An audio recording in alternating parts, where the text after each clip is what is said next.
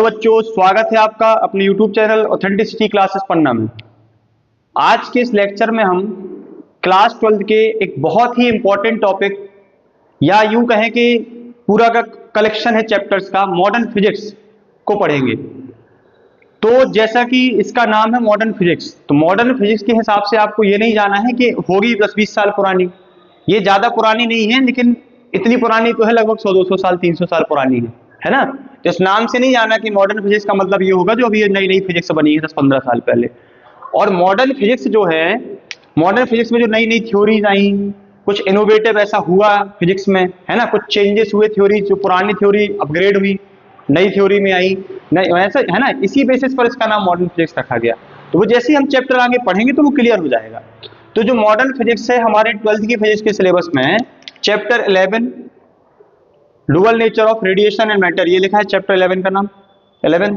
Chapter 12 atom और chapter 13 nuclear, ये तीनों चैप्टर को मिलाकर के मॉडर्न फिजिक्स कहा जाता है। ठीक है, क्या क्या पढ़ेंगे हम इसमें मॉडर्न फिजिक्स में? Dual nature of radiation and matter, atoms और न्यूक्लियर, ये तीन चैप्टर क्या कहलाएंगे? मॉडर्न फिजिक्स में आएंगे। और इनका जो वेटेज है, आपकी जो 12th के सीबीएसई बोर्ड के पेपर होंगे उसमें इसका 12 मार्क्स का वेटेज होता है। मतलब कि 4 मार्क्स का 11 चैप्टर, 4 मार्क्स का 12 और 4 मार्क्स का 13 चैप्टर। और नीट जेई वाले एग्जाम्स में भी, मींस यहां तक कि एडवांस के एग्जाम पेपर में भी 2 से 3 क्वेश्चन मॉडर्न फिजिक्स से पूछे जाते हैं। ठीक है, अब इस मॉडर्न फिजिक्स में हम पढ़ेंगे क्या क्या। तो देखिए, हमने मॉडर्न फिजिक्स में पूरा सिलेबस नहीं लिखा है। अभी हम चैप्टर 11 के लेक्चर्स आपको देंगे, 7-8 लेक्चर में चैप्टर 11 अपना खत्म होगा। उसके बाद जब 12th आएगा तो उसका सिलेबस बता दिया जाएगा। तो क्या पढ़ना है चैप्टर 11 में? हमें dual nature of radiation and matter में पढ़ेंगे हम सबसे पहले इंट्रोडक्शन ऑफ मॉडर्न फिजिक्स, कि मॉडर्न फिजिक्स में क्या क्या हुआ, क्या क्या हमें इस चैप्टर पढ़ना है।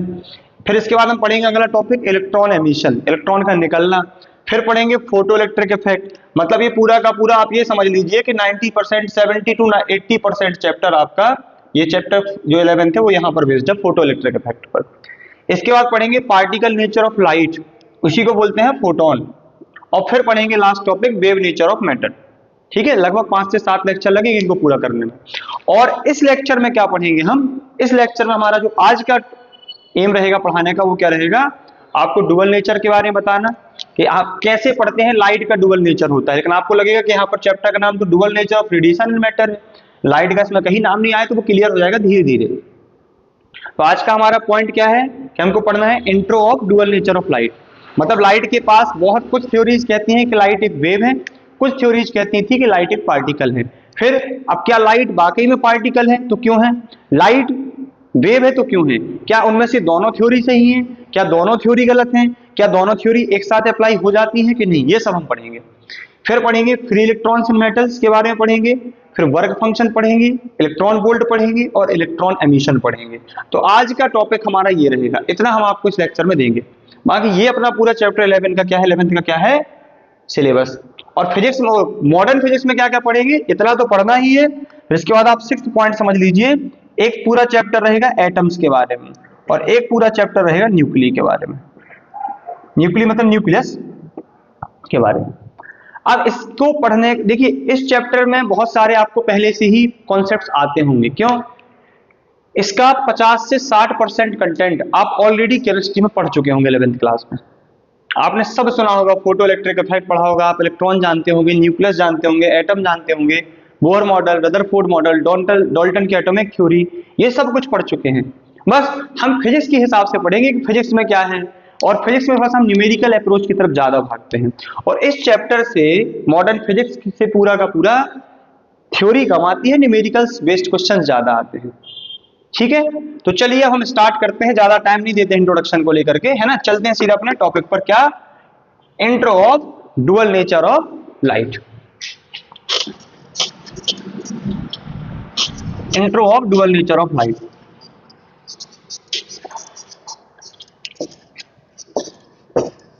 तो देखिए, डुअल नेचर ऑफ लाइट से हमारा इसका सेंस ये है, डुअल नेचर ऑफ लाइट,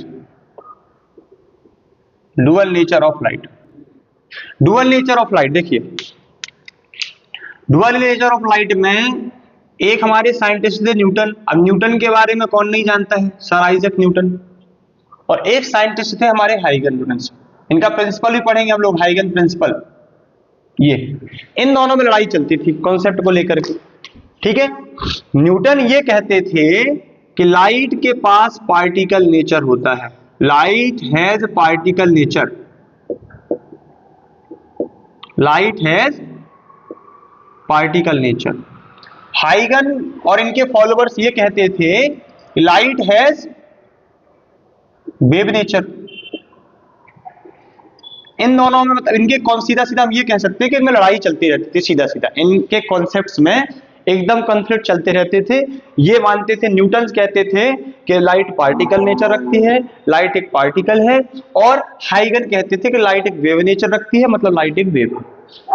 अब न्यूटन सही है या हाइगन सही है, और किन के बारे में हम पढ़ रहे हैं यहाँ पर? देखिए न्यूटन और हाइगन के बीच में क्या चला, कॉन्फ्लिक्ट चला। क्या? न्यूटन और उनके फॉलोअर्स ये मानते थे कि लाइट के पास पार्टिकल नेचर है, मतलब एक लाइट पार्टिकल है, ठीक है। और फिर आगे चल करके भी इसी थ्योरी को हम पढ़ रहे हैं। और हाइगन और उनके फॉलोअर ये मानते थे कि लाइट के पास वेव नेचर है। तो देखिए हमें ये बात तो पता है कि कोई भी थ्योरी यदि आप आज पढ़ रहे हैं, मतलब उसको किसी ना किसी ने या जिसके नाम से पढ़ रहे हैं उनने कहीं ना कहीं इसका एविडेंस दिया होगा, इसको प्रूव किया होगा, तभी पढ़ रहे हैं। ऐसा नहीं होता है कि आपने कोई भी मनगढ़ंत कहानी बना दी और वो कहानी जाकर के एक थ्योरी बन गई और आपको लोग पढ़ने लगेंगे, ऐसा नहीं होता है। आपको एविडेंस देने होते हैं। तो देखो न्यूटन ने जब ये कहा तो न्यूटन ने ये बताया कि लाइट पार्टिकल नेचर है, क्योंकि लाइट भैया पूरे के पूरे particle phenomenon, light force apply करेगी, लाइट इंपल्स लगाएगी, ठीक है, लाइट का मोमेंटम होगा, ये सब जितने भी पूरे के पूरे पार्टिकल नेचर के जितने भी फिनोमेनन होते हैं। एक पार्टिकल आप ऐसे मारोगे फेंक के तो फोर्स लगेगा जहां पर लगेगा, जहां पर ये जाएगा टकराएगा। वैसे उन्होंने कहा लाइट भी ये सब काम करती है भाई, लाइट फोर्स इंपल्स मोमेंटम सबको शो करती है जो एक पार्टिकल शो करता है। बोले यार लोगों को लगा कि नहीं कैसे पॉसिबल है, तो उन्होंने पता है क्या किया, उन्होंने ऐसे साथ देखो उन्होंने क्या किया, उन्होंने एक पेंडुलम लिया और छोटा सा इसमें ऐसे बॉब लगा दिया और यहां से लाइट डाली हाई इंटेंसिटी की, ऐसे हाई इंटेंसिटी की लाइट डाली और देखा कि हल्का सा बॉब क्या हो गया, डिफ्लेक्ट हो गया, ये अपने ओरिजिनल पोजीशन से हट गया, हल्का सा मूव किया। हम कह रहे हल्का भी हो गया तो भी पता यहां से बात तो क्लियर हो गई ना कि लाइट के पास कुछ ना कुछ फोर्स तो है, लाइट के पास पार्टिकल की लाइट के पास कुछ ना कुछ तो मोमेंटम है, और मोमेंटम भैया विदाउट मास का हो नहीं सकता है। मोमेंटम का फॉर्मूला होता है P = mv, बिना मास का मोमेंटम हो नहीं सकता है, और मास किसी ना किसी पार्टिकल का होता है, भले वो कितना भी माइक्रोस्कोपिक पार्टिकल हो। तो यहां से एक बात क्लियर हो गई ना कि लाइट के पास पार्टिकल नेचर है।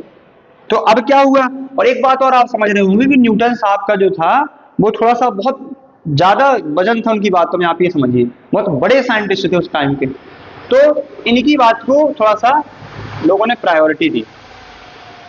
अब ये हाइगन क्या कर रहे थे, अभी हम एक आपको टॉपिक पढ़ाएंगे वेव थ्योरी में, जब हमारा चैप्टर भी है वेव थ्योरी, है ना, तो वहां पर उन्होंने ये बताया कि जो वेव फ्रंट पढ़ाई थी, वेव फ्रंट कि कोई भी वेव अपने साथ क्या करती है, वेव फ्रंट जनरेट करती है।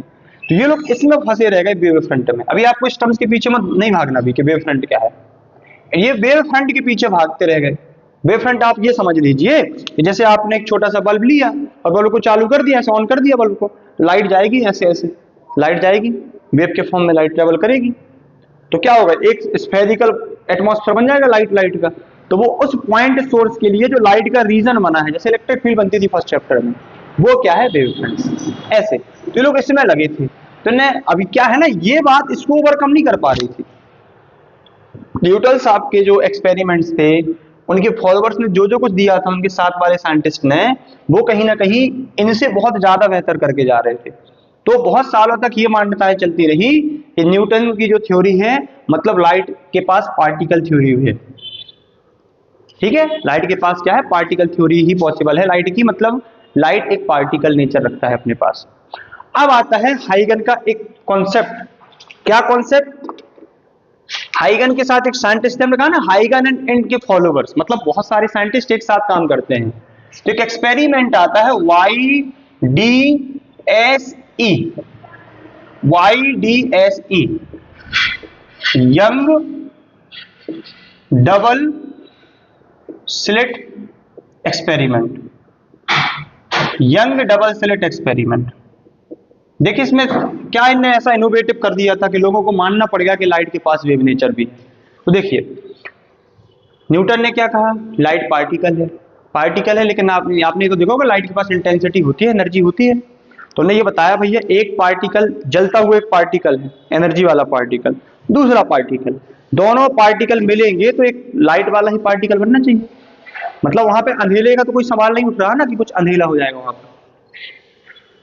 लेकिन इनने क्या किया, इनने पता है यंग डबल स्लिट एक्सपेरिमेंट में इनने क्या किया, इनने लाइट प्लस लाइट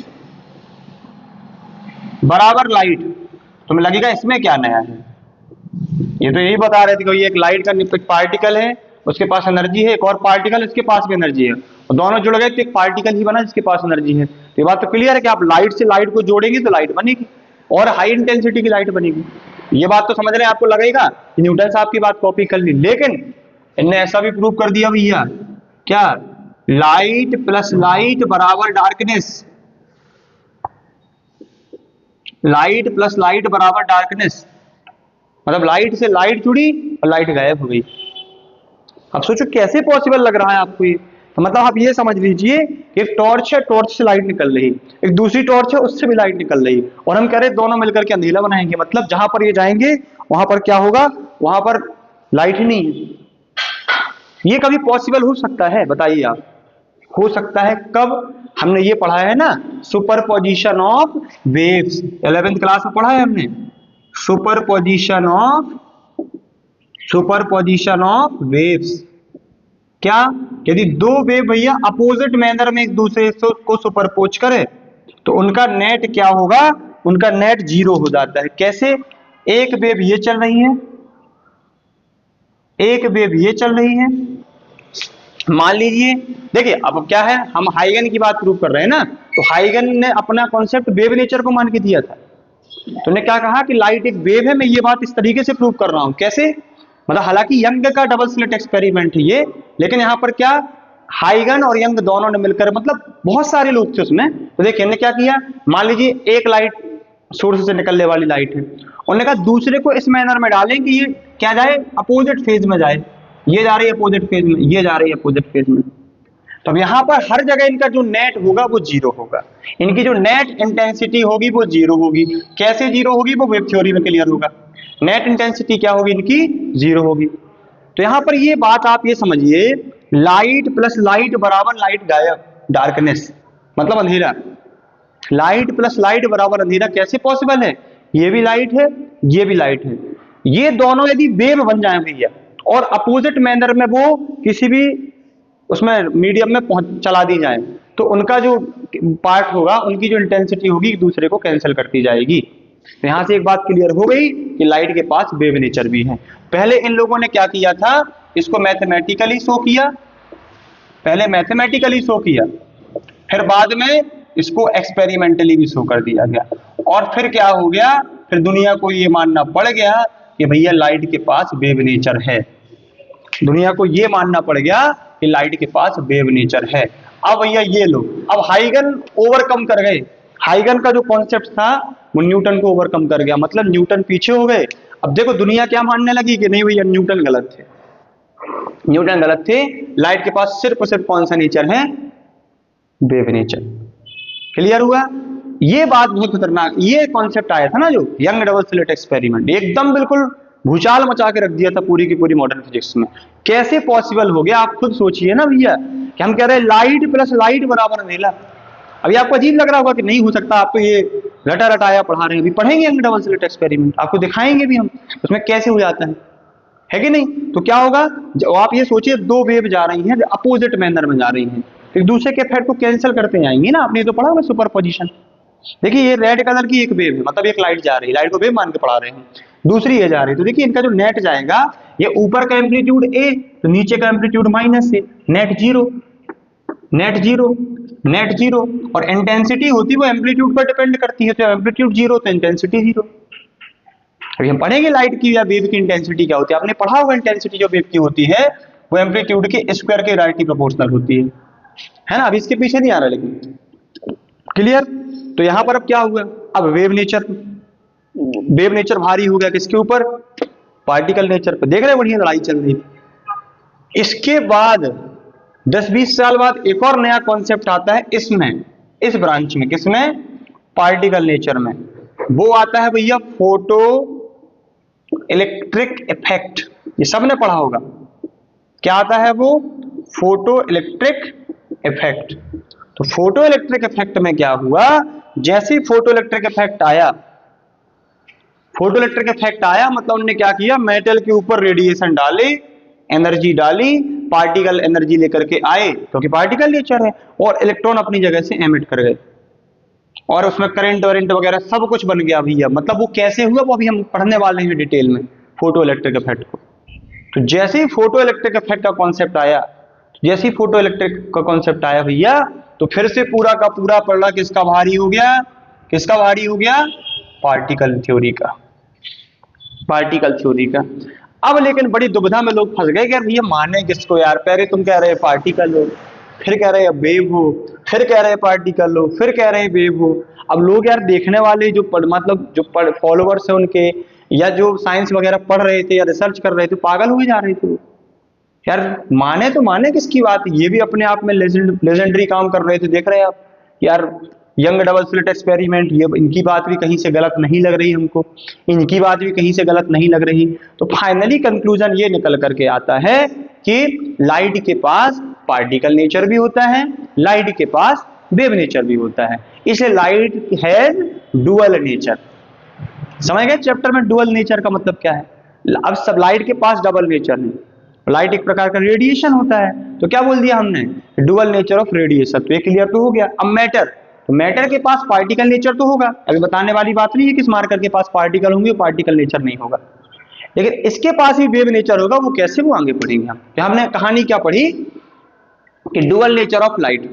क्लियर? तो ये डुअल नेचर ऑफ लाइट हमने ये पढ़ लिया कि लाइट के पास वेव नेचर भी है, लाइट के पास पार्टिकल नेचर भी है। सही, वेव में वेव के कॉन्सेप्ट वाले यंग भी सही थे और न्यूटन और उनके फॉलोवर भी सही थे। फोटो इलेक्ट्रिक इफेक्ट हालांकि आइंस्टीन ने दिया था, ठीक है, लेकिन हमने कहा ना वो आप एक दो ग्रुप बट गए थे साइंटिस्ट के, न्यूटन का अलग ग्रुप और हाइगन और उनके फॉलोवर्स का अलग ग्रुप। तो अब फाइनली कंक्लूजन क्या निकल करके आता है कि लाइट के पास क्या है? डबल नेचर है। मतलब लाइट पार्टिकल नेचर भी रखती है और लाइट अपने पास क्या रखती है? वेव नेचर भी रखती है। मतलब लाइट अपने पास क्या रखती है? पार्टिकल नेचर भी रखती है और लाइट अपने पास क्या रखती है? वेव नेचर भी रखती है। फिर यह देखा गया कि जब लाइट पार्टिकल नेचर रखेगी तो पार्टिकल नेचर के पूरे जो भी फिनोमिनन और प्रॉपर्टीज हैं उनको रिप्रेजेंट करेगी। ठीक है, कैसे रिप्रेजेंट करेगी? जैसे आइंस्टीन का फोटो इलेक्ट्रिक इफेक्ट है, वो यहीं आया था। आइंस्टीन का फोटो इलेक्ट्रिक इफेक्ट किसमें आया था? पार्टिकल नेचर में। तो ये फोटो इलेक्ट्रिक इफेक्ट को कहां से दिखाया जाएगा? आइंस्टीन का फोटो इलेक्ट्रिक इफेक्ट जो आया था वो पार्टिकल नेचर मानोगे लाइट को तभी आप शो कर पाओगे, यहां नहीं पढ़ सकते आप वेव नेचर में, है ना। वेव नेचर में उन्होंने कहा, जैसे अभी आप पढ़ेंगे वेव थ्योरी में interference, interference of light, diffraction पढ़ेंगे हम, डिफ्रैक्शन पढ़ेंगे हम, पोलराइजेशन पढ़ेंगे हम, डिफ्रैक्शन पढ़ेंगे, पोलराइजेशन पढ़ेंगे। तो ये सब जो है पोलराइजेशन, डिफ्रैक्शन, इंटरफेरेंस, इन वर्ड्स के पीछे मत भागिएगा कि है क्या। तो ये सब कॉन्सेप्ट कब पढ़ेंगे? जब लाइट को आप वेव नेचर मानेंगे। मतलब यहां से ये पता चल गया कि लाइट के पास डबल नेचर होता है और डबल नेचर में दोनों की अपनी अपनी इंपॉर्टेंस है। मतलब लाइट को आप पार्टिकल मानोगे तो कुछ प्रॉपर्टीज लाइट की ऐसी हैं जो आप लाइट को पार्टिकल नेचर मानोगे तभी आप पढ़ पाओगे इसके बारे में, तभी आप उसकी स्टडी कर पाओगे। कुछ प्रॉपर्टीज ऐसी हैं कि लाइट को आपको वेव मान के चलना पड़ेगा, तब आप ये पढ़ पाओगे कि लाइट एक वेव है। और ये इंटरफेरेंस यदि आप ये मान लो ना कि हम थोड़ी जगह भूल जाए कि लाइट एक वेव है, तो इंटरफेरेंस नहीं पढ़ पाओगे आप, ना आपको समझ में आएगा। मतलब इसकी स्टडी इम्पॉसिबल है, ये सीधी बात है। मतलब इंटरफेरेंस का जन्म ही लाइट के वेव नेचर से हुआ है, ये मान लो। ठीक है, तो दोनों बातें अपनी अपनी जगह पर सही है। तो फाइनली क्या कंक्लूजन निकल के आया कि लाइट के पास डुअल नेचर होता है, लाइट एक वेव भी है, लाइट अपने आप में एक पार्टिकल भी है। पार्टिकल नेचर का जो हेड है वो कौन थे? न्यूटन। और वेव नेचर के जो हेड थे वो कौन थे? हाइगन। अब इनका हम चैप्टर ही पढ़ेंगे, वेव थ्योरी, हाइगन प्रिंसिपल, और पार्टिकल नेचर तो यहाँ पूरा पढ़ना ही है। यहाँ क्लियर हो गया। तो अब चलते हैं अपने पॉइंट पर हम। तो ये बात क्लियर हो गई ना कि हमें पढ़ना क्या है आज। अब चलते हैं हम लोग फ्री इलेक्ट्रॉन। अगली हेडिंग क्या है हमारी? हाँ, लेकिन एक बात और याद रखना है यहाँ पर, एक बात आप बढ़िया नोट लगा के लिख लीजिएगा। लाइट के दोनों नेचर एक साथ नहीं पढ़ सकते, एक साथ नहीं पढ़ सकते या एग्जिस्ट नहीं कर सकते, एग्जिस्ट नहीं करते। मतलब कैसे एडजस्ट करने का मतलब ये नहीं समझ लेना आप कि आप लाइट वेव है तो आप कह दो लाइट जस्ट जब लाइट वेव रहेगी, जब लाइट पार्टिकल नहीं रहेगी, ये थोड़ी कि उसका नेचर छीन लेंगे हम। मतलब यदि आप लाइट को वेव पढ़ रहे हैं तो आप वहां पर पार्टिकल के कॉन्सेप्ट भूल जाइए, वो नहीं लगेंगे। पार्टिकल पढ़ रहे हैं तो वेव के कॉन्सेप्ट भूल जाइए, ये है। अब ये नहीं कि लाइट को आप बोलिए मैंने तो इसको वेव बोल दिया, अब ये पार्टिकल नहीं होगा, पार्टिकल थोड़ी देर के लिए लाइट वो अपना कहीं खो के चली आएगी पार्टिकल नेचर, तो ऐसा नहीं, वो नेचर है उसका, लेकिन हम एक साथ को एग्जिस्ट नहीं कराएंगे। ठीक है। अब इसके बाद हमें देखना है क्या, free electrons in metals. Free electrons in metals, तो आप ये समझ लीजिए कि जो मेटल्स होते हैं, मेटल्स वगैरह होते हैं, इनमें जो इलेक्ट्रॉन्स होते हैं वो एटम के न्यूक्लियर फोर्स से, स्ट्रॉन्ग न्यूक्लियर फोर्स से बाउंडेड रहते हैं। लेकिन यदि हम क्या करें, हम इसी मेटल सरफेस पर कहीं ना कहीं से एनर्जी का अरेंजमेंट कर दें। तो मान लीजिए हम इस मेटल सरफेस को एनर्जी दे दें, भैया ऐसे रेडिएशन के फॉर्म में एनर्जी आ रही है ये। अब रेडिएशन एनर्जी कैसे लाता है, कितनी एनर्जी लाता है, ये सब आगे पढ़ने वाले हैं। ये क्या आ रहा है, इस पर हम रेडिएशन डाल रहे हैं, ये रेडिएशन डाल रहे हैं इस पर, रेडिएशन के पास एनर्जी आएगी, एनर्जी फोटोन के फॉर्म में आएगी, और हर फोटोन के पास जो एनर्जी होती है वो होती है E = h²। कैसे होती है, इतनी ही क्यों होती है, ये सब आगे पढ़ने वाले हैं। तो एनर्जी आई, तो जैसे एनर्जी आई तो इलेक्ट्रॉन क्या करेंगे, उस एनर्जी को लेंगे। कौन, आउटर मोस्ट सेल वाले इलेक्ट्रॉन, हर एटम के आउटर मोस्ट सेल वाले इलेक्ट्रॉन लेंगे उसको, और लेंगे, लेते जाएंगे एनर्जी को। एक टाइम ऐसा आएगा कि उनको जितनी एनर्जी चाहिए उस फोर्स को तोड़ने के लिए, उस एनर्जी को लेकर के ये मेटल सरफेस को छोड़ देंगे। यही क्या, तो इस प्रोसेस का नाम क्या हो जाएगा, phenomenon to escape the electrons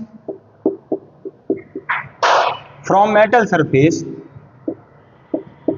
from metal surface by using energy, by using energy is called electron emission. क्या कहा जाता है उसको, electron emission.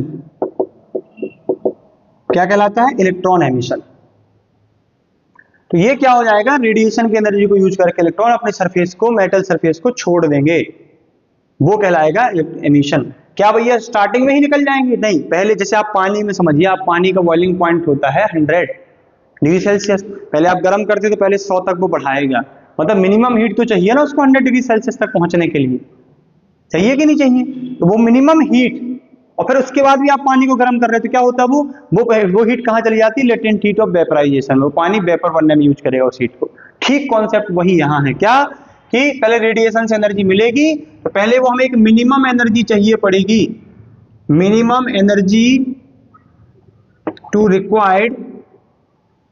Required by electron, minimum energy required by electron for escaping the metal surface. Metal surface को छोड़ने के लिए electrons को जितनी मिनिमम एनर्जी चाहिए पड़ती है कि भैया इससे कम नहीं चलेगा, इतनी दो तो हम सरफेस छोड़ देंगे, वो एनर्जी कहलाती है, इस चैप्टर में उसको क्या बोला जाएगा, वर्क फंक्शन। क्या बोला जाएगा, वर्क फंक्शन। इसको रिप्रेजेंट फाई नॉट से करते हैं, और इसकी जो यूनिट होगी वो होगी इलेक्ट्रॉन वोल्ट। क्या होगी यूनिट, इलेक्ट्रॉन वोल्ट, और रिप्रेजेंट करेंगे E और कैपिटल V से। मतलब वो मिनिमम एनर्जी जो इलेक्ट्रॉन को अपने मेटल सरफेस को छोड़ने के लिए चाहिए पड़ेगी कि इतनी तो आप दो ही हमें तब हम सरफेस को छोड़ेंगे और हम फ्री इलेक्ट्रॉन बनेंगे, वो कहलाती है क्या, वो मिनिमम एनर्जी क्या कहलाती है, वर्क फंक्शन। अब आप सोचोगे उसके बाद भी मान लो इसकी मिनिमम एनर्जी थी 3 इलेक्ट्रॉन वोल्ट, समझना बात, इसकी मिनिमम एनर्जी थी 3 इलेक्ट्रॉन वोल्ट। इलेक्ट्रॉन वोल्ट क्या है, एनर्जी की यूनिट है, कौन सी, ये कौन सी एनर्जी की, वर्क फंक्शन की। वर्क फंक्शन क्या है, मिनिमम एनर्जी इलेक्ट्रॉन को चाहिए पड़ता है सरफेस को छोड़ करके फ्री बनने के लिए। तो मान लो इसको 3 इलेक्ट्रॉन वोल्ट की एनर्जी मिल गई, उसके बाद भी आप रेडिएशन दिए जा रहे हैं, तो वो एनर्जी कहाँ जाएगी, एक्स्ट्रा वाली, वो एक्स्ट्रा जो एनर्जी जाएगी, वो एक्स्ट्रा एनर्जी इलेक्ट्रॉन यूज करेंगे, use by electron as kinetic energy, as kinetic energy, kinetic energy की तरह उसको यूज करेंगे। पहले वो निकल गए, अब उसके बाद निकलने के बाद दौड़ने के लिए भी तो एनर्जी चाहिए, दौड़ने के लिए एनर्जी लगेगी, वो कहलाएगी काइनेटिक एनर्जी के फॉर्म में इसको यूज करेंगे। कहां से आएगी? उसी रेडिएशन एनर्जी से। अब देखिए मेटल सरफेस को से इलेक्ट्रॉन एस्केप कराने के लिए हमने रेडिएशन दिया, कई बार हम इलेक्ट्रिक फील्ड देंगे, कई बार हम हीट देंगे, तो अलग अलग टाइप के एमिशन हो गए। हमने कहा ना टर्म्स को बोला जाता है थर्म एमिशन, इलेक्ट्रॉनिक एमिशन या इलेक्ट्रॉन एमिशन। तो अब इलेक्ट्रॉन एमिशन किस तरीके से हो रहा, एनर्जी किस बेसिस में उसको मिल रही, किस फॉर्म में मिल रही, तो उसके हिसाब से इसके अलग अलग टाइप्स होते हैं इलेक्ट्रॉन एमिशन के। तो उनको हम क्या पढ़ेंगे? उनको हम कल पढ़ाएंगे आपको, मतलब नेक्स्ट लेक्चर में, ठीक है। जो इलेक्ट्रॉन एमिशन होगा उसके टाइप्स आपको नेक्स्ट लेक्चर में मिलेंगे, इलेक्ट्रॉन एमिशन क्या होता है, और इसके बारे में भी आपको नेक्स्ट लेक्चर में ही पढ़ाया जाएगा, इलेक्ट्रॉन वोल्ट के बारे में। इसलिए क्योंकि ये हम नहीं चाहते कि लेक्चर ज्यादा लेंदी जाए और आप मॉडर्न फिजिक्स से पहले लेक्चर में ही डरने लग जाएं कि बहुत लेंदी है, इतने सारे कॉन्सेप्ट्स एक ही टाइम में याद रखने पड़ेंगे, तो ऐसा नहीं है। तो आज का टॉपिक हमारा क्या रहा?